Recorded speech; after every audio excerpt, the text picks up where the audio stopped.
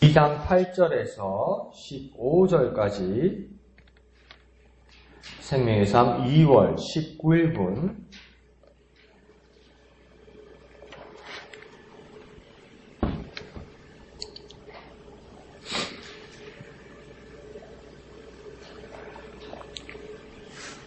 (8절에서) 15절까지 다 같이 읽겠습니다. 시작. 누가 철학과 헛된 속임수로 너희를 사로잡을까 주의하라. 이것은 사람의 전통과 세상의 초등학문을 따름이요 그리스도를 따름이 아니니라. 그 안에는 신성의 모든 충만이 육체로 거하시고 너희도 그 안에서 충만하여졌으니 그는 모든 통치자와 권세의 머리시라. 또 그 안에서 너희가 손으로 하지 아니한 할례를 받았으니 곧 육의 몸을 벗는 것이요 그리스도의 할례니라. 너희가 침례로 그리스도와 함께 장사되고 또 죽은 자들 가운데서 그를 일으키신 하나님의 역사를 믿음으로 말미암아 그 안에 함께 일으키심을 받았느니라. 또 범죄와 육체의 무할례로 죽었던 너희를 하나님이 그와 함께 살리시고 우리의 모든 죄를 사하시고 우리를 거스르고 불리하게 하는 법조문으로 쓴 증서를 지우고 제하여 버리사 십자가에 못 박으시고 통치자들과 권세자들을 무력화하여 드러내어 구경거리로 삼으시고 십자가로 그들을 이기셨느니라. 아멘. 오늘 본문은 우리가 골로새서를 통해서 바울이 이야기하는 것처럼 경계해야 될 여러 가지 사상과 가르침에 대해서 먼저 시작하고 있습니다. 그래서 오늘 8절을 보면 철학과 헛된 속임수, 그리고 또 뒤에 가면 사람의 전통과 세상의 초등학문에 대한 경계를 지금 하고 있습니다. 그래서 네 가지를 보는 거죠. 철학과 헛된 속임수, 그 다음 뒤에 가서 사람의 전통, 세상의 초등학문, 이것들에 대한 경계를 지금 바울이 하겠습니다. 그런데 여기에 대해서 그냥 철학, 그냥 속임수, 그냥 전통, 그냥 초등학문 이렇게 되면 구절을 이해하기가 좀 어렵습니다. 아무래도 성경에서 서신서로 써졌으면 8절과 9절이 연결되어 있는 내용 아니겠습니까? 그래서 8절을 조금만 더 정확하게 선명하게 비춰주면 9절을 이해하기가 좀 쉬울 것 같습니다. 그래서 8절의 이 철학과 초등학문에 대한 명확한 이해, 또 범위, 이것들을 설정해보면 9절을 조금 이해하는 데 도움이 될 것 같습니다. 우선 이 8절에서 철학이라고 말하는 것은 쉽게 말해서 그 당시에 유행하던 영지주의를 말하는 것입니다. 그래서 이 영지주의는 어떤 거냐면 들어는 보시죠. 그 소크라테스가 너 자신을 알라 그랬다고 그러잖아요. 그죠? 그 소크라테스 앞대의 사람 중에 피타고라스라는 사람이 있었습니다. 그리고 소크라테스의 제자 중에 플라톤이라는 사람이 있었습니다. 이 사람들에 의해서 개성되었고 그리고 왜곡되고 교회로 들어왔던 한 사상입니다. 그러니까 사상가들의 사상이 교회로 들어와서 이걸 복음이라고 이렇게 막 섞어가지고 믹스업해서, 그러니까 섞어서 이렇게 가면을 씌워서 만들었던 그 사상들, 그것이 영지주의라는 것입니다. 그래서 바울이 지금 지적하는 철학, 속임수, 이거 지금 초등학문은 뭘 말하는 거냐면 이 영지주의에 대해서 정확하게 지적하고 경계하고 있는 것입니다. 이것이 교회로 왜곡되어 들어오면서 이 영지주의가 어떤 생각을 가지게 되냐면 복음이라고 말하면서 영혼과 육체로 나누게 됩니다. 영혼은 영혼이고 육체는 육체라는 겁니다. 그거 목사님 맞는 말 아닙니까? 우리 영혼이 하나님 나라 가는데 육체는 아무 소용없는 거 아닙니까? 죽으면 썩어질 놈 아닙니까? 그렇게 말씀하시면 또 일리는 있는데 지금 이 영지주의자들이 말하는 철학자들이 말하는 이 철학은 뭐냐면 영혼과 육체를 엄격하게 나누어서 육체는 부정되고 또 감옥이고 이런 겁니다. 그러니까 육체는 부정하고 거룩하지 못하고 육체는 영혼의 감옥이 된다는 겁니다. 그러니까 육체가 나쁜 거죠. 그러니까 육체를 벗어나면 이 영혼이 자유로워지고 하나님 나라 갈 수 있기 때문에 이 육체라는 감옥 안에 갇혀 있다고 믿고 그렇게 가르친 겁니다. 목사님 그거 맞는 거 아닙니까? 그런데 가장 중요한 걸 이 사람들이 놓치는 건 뭐냐면 육체는 누가 만들었습니까? 그래요. 하나님이 만드신 거예요. 원래 선하신 하나님 문제로 만들어지고 하나님 선하신 모습대로 살아갔으면 육체도 뭡니까? 거룩한 거고 귀한 거고 중요한 것이죠. 그러면 우리도 어떻게 합니까? 이 육체를 귀하게 여겨야 되는 거죠. 그런데 이 영지주의자들은 어떻게 생각합니까? 육체는 나쁜 것이기 때문에 육체를 막 학대하는 사람들이 있습니다. 그러니까 막 그 고대 문서 기록에 보면 이렇게 기독교뿐만 아니라 여러 종교에서 육체를 학대한다고 막 자기 몸을 채찍으로 때리기도 하고 막 긁기도 하고 거기도 나오잖아요. 갈멜산에서 그 아세라의 그 선지자들 보십시오. 막 바알이여 아세라여 우리에게 응답하소서 하면서 자기 몸을 막 상처내고 이러잖아요. 그런 전통들이 있는 거예요. 근데 그게 교회로 들어온 거죠. 그리고 두 번째 영지주의자들의 모습은 뭐냐면 육체는 부정하고 육체는 하나님 날아가는 거하고 아무 상관없잖아요. 그러니까 육체는 마음대로 굴려도 된다는 거예요. 마음대로 물란하게 살고 마음대로 피고 마음대로 마시고 마음대로 싸우고 마음대로 굴려도 아무 상관없다는 거예요. 왜요? 영혼에는 영향을 미치지 않으니까. 이렇게 살았다는 거죠. 그런데 이 모습에 대해서 바울이 뭐라고 얘기합니까? 아류복음이고 아류철학이다. 그래서 더 정확하게 뭐라고 얘기합니까? 8절에 이 철학은 헛된 속임수다. 복음이라고 가져왔는데 그걸 철학이라는 영지주의와 섞어버려서 가지고 온 그것은 무엇입니까? 헛된 속임수다. 그렇게 이야기하는 것입니다. 그래서 물론 그러면 철학이 다 나쁜 겁니까? 크게 도움이 되지 않지만 순기능을 하는 경우도 있지요. 그래서 요한복음에서 나오는 그 말씀이라는 것, 로고스라는 것, 그런 것들도 다 이오니아라는 그 이전의 사람 헤라클레토스라는 사람에 의해서 나왔던 그 말씀, 로고스를 그렇게 차용하고 선용했던 것입니다. 유명한 그 중세의 그 신학자 토마스 아퀴나스 같은 경우에는 철학은 신학의 신녀라고 그러면서 그 철학을 해서 최대한 활용했죠. 그 철학은 뭐냐면 이해시키는 거죠. 이해시키는 거. 이해를 해야 믿을 수 있다고 하는 거죠. 그러니까 이해와 믿음이 서로 상관되기도 하고 서로 배치되기도 하고 갈등되기도 하지만 결국은 우리가 믿기 위해서는 이해해야 된다는 거죠. 그 이해를 위한 도구가 뭐냐? 철학이라고 생각했던 사람들도 있다는 것입니다. 그래서 이제 하반절에서 보면 전통과 초등 학문에 대해서 이제 또 경계합니다. 그러면 우리에게는 전통이 필요 없는 겁니까? 우리에게는 초등 학문이 필요 없는 겁니까? 그럼 학교도 애들 보내지 말고 구구단도 외우지 말고 글도 가르치지 말고 책도 읽게 하고 그래야죠. 그 세상 그런 걸까요? 그런데 이 말씀에서도 8절에서도 앞에 정확한 수식어가 붙어 있습니다. 전통에도 그 앞에 꾸며주는 말이 있고요. 초등학문에도 그 앞에 꾸며주는 말이 있습니다. 이 전통과 초등학문에 어떤 전통이라고 이야기합니까? 사람의 전통이라고 이야기해요, 지금요. 그냥 모든 전통을 말하는 게 아니라 사람의 전통에 대해서 문제를 제기하는 거고, 초등학문도 어떤 초등학문입니까? 본문에 세상의 초등학문이라고 이야기하는 겁니다. 그러니까 사람에게 전통과 기초학문은 필요한 겁니다. 그런데 바울이 경계하는 건 뭐냐면 사람의 전통이고 세상의 초등학문, 이것들이 문제가 된다는 겁니다. 더 쉽게 말하면 사람만을 위한 전통, 세상 방식의 기초학문, 이것들에 대한 경고를 지금 바울이 하는 겁니다. 그러니까 가장 그 큰 차이점은 무엇입니까? 그러니까 전통과 기초학문, 초등학문들이 다 있는데 그것을 우리가 받아들이기도 하고 그것을 통해서 말씀을 읽기도 하고 이해가 되기도 하고 도구로 쓰기도 하는데, 바울이 지금 경계하는 사람의 전통과 세상의 초등학문, 이 차이점이, 가장 큰 차이점은 무엇입니까? 오늘 본문에서 뭐라고 이야기합니까? 그리스도를 따름이 아니다. 그리스도를 따름이 아닌 철학과 헛된 속임수와 사람의 전통과 세상 학문들은 그러니까 모든 것들을 경계해야 된다고 바울이 이야기하는 겁니다. 이게요. 그러니까 경계해야 된다는 건 뭔가 깨달아야 되고 알아야 되고 충분히 방어해야 되고 충분히 공격할 수 있도록 지금 배양하라고 이야기하는 겁니다. 그러니까 여러분 신기하지 않습니까? 지금 바울이 골로새 교회에다가 지금 편지를 쓴 것인데, 그러면 골로새 교회가 얼마나 그 바울의 관심을 가지고 있던 교회고, 또 요한이 여러 서신서를 썼던 그 수신하는 교회에서도 지금 갈라디아서나 이런 데서 다 경계하는 모든 부분들이 뭡니까? 이단들입니다. 그러니까 어떤 교회가 특별히 문제가 있어서 이단이 공격을 받고 이단을 통해서 어려움을 받는 경우도 있지만은, 그냥 가장 이상적인 교회에서도 어떤 일이 일어나는 겁니까? 가장 모범적인 교회에서도 지금 이단의 어떤 공격들이 항상 있다고 지금 이야기하는 겁니다. 그러면 우리는 어떻게 대처해야 되는 겁니까?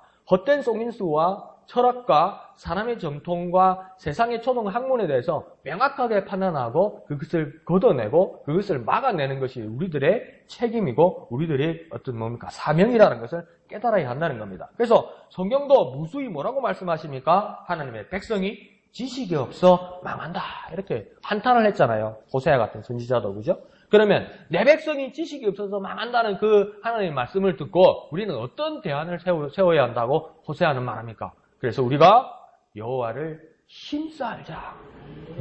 알자! 이렇게 이야기합니다.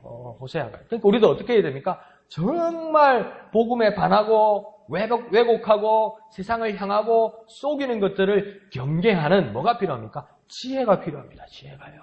근데 그 지혜는 어디로부터 나오는 겁니까? 여호와 하나님을 힘써 아는 것으로부터 지혜가 나온다는 겁니다. 그러니까 공부를 좀 하기 시작하고 먹물이 좀 들기 시작하면 예수쟁이들도 착각하는 게 뭐냐면 성경이 시시해져요. 그리고 그러니까 여러 전문 서적들이 멋있어 보여요. 그리고 막 비교가 돼요. 성경이 왜 이렇게 빈약하고 뭐 무지해 보이고 막 그렇게 느껴져요. 벌써 잘못된 겁니다. 이거야. 세상의 초등 학문과 사람의 전통에 벌써 빨려들은 거죠. 학문만의 문제가 아닌 것 같습니다. 모든 문화들과 삶의 방식을 그러니까 내가 마음껏 느끼고 즐거워하면서 하다 보면 교회가 시시해져요. 예수 믿는 사람들이 좀 뭔가 막혀버린 것 같아요. 나도 교회를 다니는데 열심히 예수 믿는 사람은 뭔가 답답해 보여요. 이거 뭐 잘못된 겁니다. 이렇게 벌써 생각하는 거죠. 벌써요. 지혜가 없어진 거예요. 판단할 수 있는 판단력이 없어진 거예요. 왜 그렇습니까? 하나님을 힘써 알려고 하지 않았기 때문에. 차이는 간단한 겁니다. 사실은요. 하나님을 힘써 알려 하지 않기 때문에 하나님을 모르는 거고 세상을 힘써 알려 하고 세상을 힘써 즐기고 세상의 학문을 열심히 닦으는 겁니까? 이걸 좀 아는 것 같는 거예요. 시간을 얼마나 투자하고 마음을 얼마나 썼냐 차이예요. 더 쉽게 이야기하면 얼마나 말씀을 바라보고 사모하고 얼마나 기도했냐는 거예요. 얼마나 예배냐 그 차이예요. 그 차이. 그렇게 하면 하나님을 알 수 있고 하나님으로 지혜를 받을 수 있고 이단의 공격으로부터 방어할 수 있고 이겨낼 수 있다는 겁니다. 아주 간단한 겁니다. 이거요. 정성과 시간을 얼만큼 들이냐는 거예요. 어디에다가 아담과 하와가 선악과를 보니까 먹음직도 하고 보험직도 하고 탐스럽게도 하고 지혜롭게도 하고 4번 이상 본 거예요. 4번 이상. 선악과를 4번 이상 본 거예요. 계속 그거 보는 거예요. 그러니까 하나님에 대한 관심도 없고 하나님 못 본 거예요. 그 시간 동안요. 그러니까 일로 가는 거예요. 하나님만 바라봤으면 이게 안 보여요. 그 차이입니다. 그 차이. 그냥 마음이 어렵게 이야기하는 것 같습니다.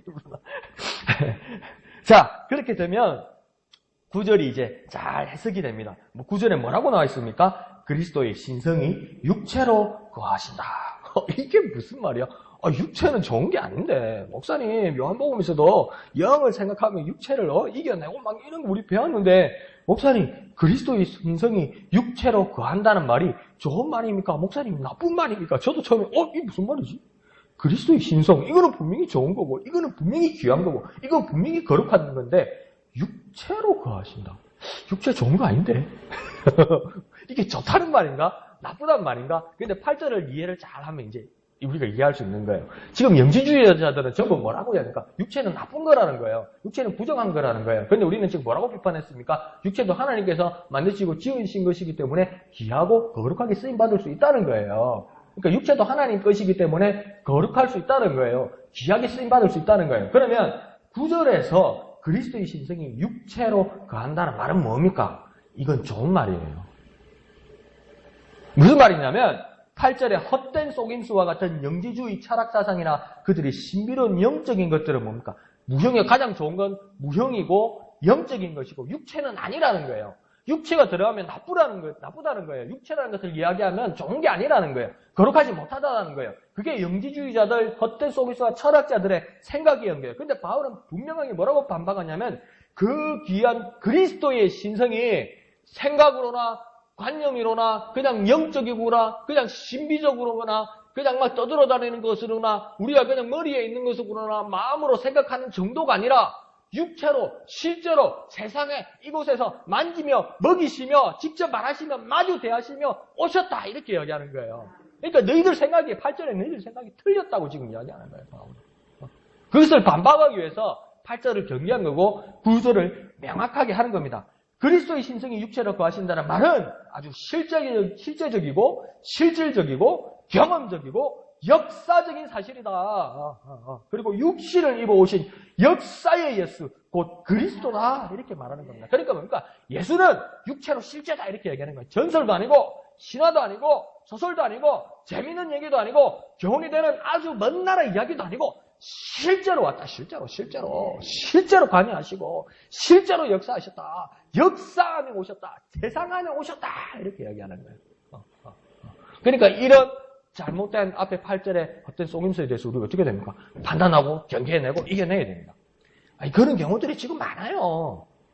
한국에 있는 뭐 이단들 해봤자 다 그렇게 비슷한 시기예요. 다 여기 이 범위에서 안 벗어나요, 여러분. 그러니까 하나님 말씀 오늘 골로새서 이 말씀 우리가 큐티하는 말씀만 잘 큐티해도요 이겨낼 수 있습니다.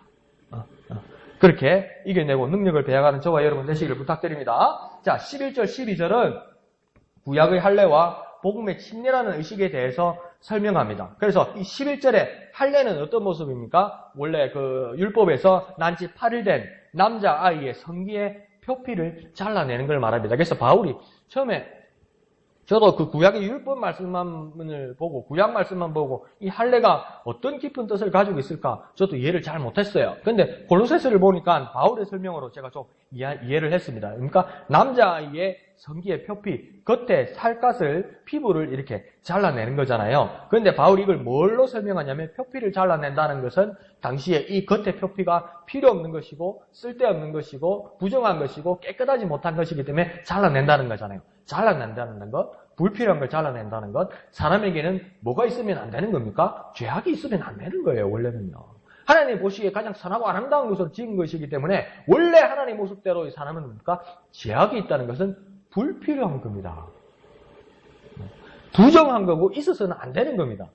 그걸 잘라낸다는 것을 상징적으로 이야기하는 것이다. 아, 진짜 바울은 하나님 앞에 귀하게 쓰임 받았는 거 봐요. 이거 어떻게 이렇게 설명을 하죠? 정말 깜짝 놀랐습니다. 보면서. 그러면서 영적인 할례. 그러면 이 표피를 육신의 삶으로 상징하여 벗어나는 것을 의미를 주었다면 이제는 그리스도로 말미암아 우리는 참으로 영적으로 지어진 모든 죄들을 잘라내고 단절하는 할례를 우리 모두는 이미 받았다 이야기하는 겁니다. 뭐를 통해서요? 그리스도를 통해서. 그리스도를 통해서 모든 죄악들을 잘라내고 그 죄악들과 단절하고 그 죄악들과 결별하는 삶을 이제 살게 되었다. 무엇으로요? 영적인 할례, 그리스도를 통해서. 이렇게 이야기하는 겁니다. 이야, 대단합니다. 그죠? 어떻게 이렇게 이렇게 말씀을 이해해내는지. 자, 12절은 이제 침례를 가지고 바울이 이야기합니다. 12절에 침례를 받을 때는 우리는 보통 어디에서 받습니까? 물 속에서 받게 됩니다. 그래서 물에 잠긴다는 것은 죄인된 우리의 삶이 죽는다는 것을 의미합니다. 그리고 물에서 일어나는 건 뭡니까? 물속에서 왜 일어납니까? 아니요, 목사님 오래 있으면요 숨차 죽으세요. 예, 그 말도 맞는데 물에서 이렇게 일으킨다는 말은 뭡니까? 이제 물속에서 나오게 될 때 다시 살게 된다는 겁니다. 이 다시 살게 되는 것은 하나님의 역사로 살아난 새 생명이라는 겁니다. 그러니까 물속에 들어가서 죽을 뻔했다고 어이구 죽을 뻔했네 이러고 사는 게 아니고 물속에 우리가 이미 들어갈 때 우리는 죄악된 우리의 삶이 그리스도로 말미암아 모두 죽었다. 그리고 지금 물속에서 다시 물 밖으로 나오는 것은 이전의 내가 아니라 하나님의 역사로 살아난 새 생명이다. 이것을 말하는 것이다. 그렇게 말하는 겁니다. 그러니까 하나님의 역사로 살아난 이 새 생명을 말할 때 이 침례를 말하는 것입니다. 그러니까 우리는 어떤 믿음을 가지고 있어야 되냐면 나는 영적인 할례와 참 침례를 받은 자다. 이에 대한 믿음이 있어야 되는 겁니다. 그래서 믿음에 대한 고백들이 뭡니까? 침례가 되는 거죠. 그러니까 내 마음에는 내 믿음에는 뭐가 있어야 됩니까? 나는 정말 그리스도로 말미암아 영적인 할례를 받았고 내가 그리스도로 말미암아 하나님께서 나를 살리셔서 참 침례를 받았다. 그런 믿음과 확신을 가지는 저와 여러분 되시길 부탁드립니다. 그래서 자 십자가와 침례, 할례 이것을 계속 이야기하면서 13절은 죄의 값에 대해서 우선 말합니다. 그래서 영적인 범죄, 하나님의 약속, 이 명령인 할례를 하지 않은 우리의 그 값은 죄값은 사망이 마땅하다 이렇게 이야기하는 겁니다. 영적인 할례를 아직 받지 못하고 하나님의 약속과 명령인 침례를 아직 받지 못한 사람들, 이 모든 사람들의 죄의 값은 무엇이냐? 사망이 마땅하다. 그렇게 이야기합니다. 그런데 하나님 당신의 능력으로 우리를 새 생명으로 살게 하셨다. 이렇게 이야기하는 겁니다. 우리는 마땅히 죽어야 되는데 그 값으로, 범죄의 값으로 마땅히 죽어야 되는데 죽는 것이 당연한데 내가 살게 된 것은 내 능력이나 내 몸부림으로 살게 된 것이 아니라 하나님의 능력으로 우리를 살리셨는데 그 산 것은 이제 새로운 생명이라는 겁니다. 그런데 새로운 생명으로 살았는데 그렇게 살게 된 이유가 뭐냐? 바로 정확히 이야기합니다. 거기에 대해서 좀 알았으면 좋겠다고 이야기합니다. 살게 돼서 기뻐하고 좋아하고 하나님 앞에 감사하는 것 이거 참 좋은데 바울의 바람은 뭐냐면 이 이유에 대해서 조금 더 알았으면 좋겠다. 나와 여러분이 이렇게 말하는 겁니다. 이건 하나님의 월권적인 능력이 아니라고 이야기하는 겁니다. 하나님 마음대로 한 것 아니라는 겁니다. 하나님이 무쇠부자하시고 전지전능하시니까 하나님 마음대로 에이 네 없었던 걸로 해줄게. 그냥 너 살려줄게. 너 죄인이었지만 내가 널 살려줄게. 그냥 하나님 그렇게 막무가내로 하시는 것이 아니라 하나님도 법칙대로 했다는 겁니다. 죄를 사하시고 죄를 없게 하셨기 때문에 우리는 그 대가로 사는 겁니다. 그러니까 여전히 죄악 가운데 있는 우리를, 죽음 가운데 있는 우리를 구덩이에서 우리를 건졌을 때 살았네 이럴 때 여전히 우리 속에 죄가 있고 여전히 세상 방식이 있고 여전히 초등학과 철학과 헛된 속임수가 있는 그런 삶이 아니라 다시 새 생명으로 살게 하셨다는 건 뭡니까? 내가 새 생명으로 죄인된 우리가 살다 보니까 어떻게 있습니까? 죄가 없이 되었다는 거예요. 그러니까 하나님이 어떤 일을 하셨다는 겁니다. 크신 일을 하셨다는 겁니다. 하나님이 그렇게 하셨기 때문에 우리는 새 생명으로 살 수 있다고 이야기하는 겁니다. 그것이 나중에 계속 나오는데 한번 봅시다. 자, 14절은 하나님 우리 범죄에 대한 법조문인 증서를 무효하게 폐기하셨다. 이렇게 이야기합니다. 그러니까 우리가 죄인이라는 것이 증거가 뭐냐면 내 양심에 내가 죄인이다 이런 것을 로마서에서도 이야기하지만 그것을 선명하지 못한 율법을 가지지 못한 이방인들에게 해당되는 것이었고 정확하게 우리가 죄인이라는 것은 무엇입니까? 범죄에 대해서 분명한 증서가 있었다는 겁니다. 증서요. 그러니까 우리가 빚진 자처럼 우리 죄에 대해서 항목이 정확하게 물증이 있었다는 겁니다. 그 물증에 대해서 하나님 어떻게 하십니까? 폐기하셨다. 무효하게 하셨다. 그러면 그것을 폐기하고 무효하게 하는 것이 없었던 걸로 가지고 확 찢어버린 것이 아니라 하나님은 정확한 경로와 절차를 통해서 이 증서도 폐기하셨다. 어떻게 폐기하셨다고 이야기합니까? 그 경로는 십자가라는 처형을 통해서다. 이렇게 얘기하는 겁니다. 그러니까 값을 치루었다는 겁니다. 하나님도 값을 치루어서 주었다는 겁니다. 그러니까 그 값어치니까 어떻게 됩니까? 죄인이었던 우리지만 하나님과 그리스도 말미암아 십자가를 통해서 우리가 살게 되었다면 우리 값어치가 엄청 올라가는 겁니다. 이게요. 살리는데요. 우리를 다시 살리는데요. 우리를 구원하시는데요. 우리를 영생을 주는데요. 하나님 그냥 아무 말 없이 그냥 없었던 걸로 하자 이랬으면요. 우리 값어치 그냥 그랬을 거예요. 근데 하나님께서 우리를 다시 살게 할 때 고귀한 가치로 죄를 제거하시고 새 생명을 주시고 우리 죄에 대한 증서에 대해서 폐기하시기 위해서 그냥 찢어버린 것이 아니라 십자가는 처형을 감내하셨기 때문에 엄청난 하나님의 그것을 주셨기 때문에 우리 값어치가 엄청 올라가는 거예요. 엄청. 우리를 살려놓으려니까 엄청 올라가는 거예요. 어떤 분이 극심한 질병에 시달리고 있다고 생각합시다. 어느 병원에서도 어느 의술도 고치지 못한다고 한번 생각해 봅시다. 근데 어느 병원에 유명한 명의한 데 가니까 내 병을 고칠 수가 있어요. 근데 수술비가 엄청 비싸요. 쉽게 봅시다. 1억이 없어서 날 못 고칠 수도 있어요. 그런데 어떻게 해서 1억을 주고 내 병을 내가 고쳤어요. 내 병이 고쳐졌어요. 의사에 통해서요. 그러면 나는 여전히 힘없고 나는 여전히 나이 들었고 나는 여전히 천하장사 같지 않지만 내 몸의 값어치는 얼마입니까? 1억 이상입니다. 1억을 갖다 부었잖아요. 나으려고. 내 인생은 1억 이상입니다. 맞죠? 이해 가시죠? 그것처럼 죄인이었던 우리를 하나님 없었던 걸로 하자 정도가 아니라 하나님께서 나의 새 삶을 주시기 위해서 죄를 제거하시는 작업을 하시고 그 다음 십자가 처형이라는 커다란 고통의 값어치를 치루어서 나에게 새 생명을 주셨기 때문에 나는 내 값어치는 엄청난 거예요. 그러니까 함부로 인생을 굴리지 말고 함부로 죽을까 이런 생각도 하지 말고 살아있는 게 축복이고요. 살아있는 게 돈 버는 거예요, 여러분. 저와 여러분요. 돈. 그래서 아침부터 죄송한데 살아있는 게 돈 버는 거예요. 살아있는 거예요. 그래서 그러면 아무리 십자가를 지면 일이 어떻게 가능한지 13절은 다시 한번 말합니다. 13절을 다시 한번 읽어볼까요? 그 십자가가 이 나의 죄값을 치러줬다는데 그 증서를, 죄의 증서를 없앴다고 그러는데 그 이유가 무엇인가? 그것이 더 정확하게 나옵니다. 13절을 다 같이 한번 읽어보겠습니다. 시작. 또 범죄와 육체와 무할례로 죽었던 너희를 하나님이 그와 함께 살리시고 우리의 모든 죄를 사하시고 아멘. 자, 뭐라고 적으면 너희를 하나님이 그와 함께 살리시고 이야기합니다. 이 그는 누구입니까? 예수 그리스도입니다. 자, 그러면 자, 보십시오. 십자가를 통해서 우리 죄가 사해지고 우리 죄의 증서가 없어지고 우리 죄가 제거되고 하나님을 통해서 새 생명을 얻었다고 이야기하는데 자, 13절에 통해서 보면 십자가를 통해서 하는데 그 십자가는 십자가 홀로 그 값을 치른 것이 아니라는 겁니다. 그러면 십자가에 우리 죄인인 우리만 달렸다는 겁니까?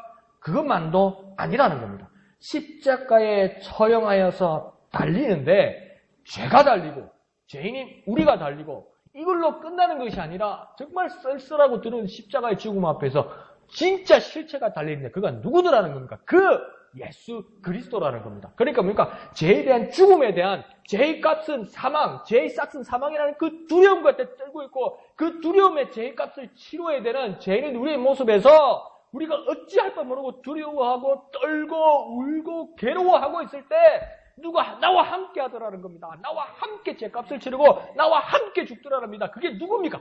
예수 그리스도라는 거예요. 그러니까 이 십자가가 은혜가 되는 겁니다. 십자가요. 그러니까 아무 데나 가가지고 막 공동묘지가 무섭다고 무당집 옆에 가지고 십자가 으시 이건 아무 효과 없어요. 십자가라는 의미를 깊이 깨달을 때 나의 두려움과 나의 죄값의 두려움에 대해서 그리스도와 나와 함께 있는 것 때문에 이 모든 문제가 해결되었구나.